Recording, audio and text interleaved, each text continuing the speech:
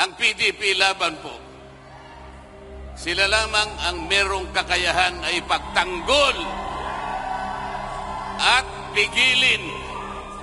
pigilin ang kanilang mga balakin. Mahalin po natin ang Pilipinas. Sakipin natin ang ating bansa. Kilala na po ninyo kung sino-sino yung mga kandidato sa kabilang team. Kilala na po ninyo, hindi ba? Pabalik-balik na lang. Pabalik-balik. Yung karamihan sa kanila, nakabalik na ng ilang beses.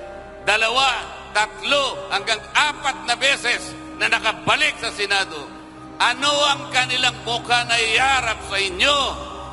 Anong mukha ang iharap sa inyo? Kailangan po ninyo silang tanungin. Paglapit po, ang totoo niyan, hindi po sila lumalapit ng personal. Ang ginagamit nila television, ang ginagamit nila radyo, mga tarpaulin, kung ano-ano, sapagkat nahihiya sila na lumapit sa inyo.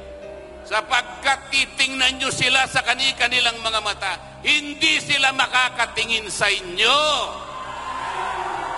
Ngunit ang PDP laban, sila po, titingnan kayo straight in the eye.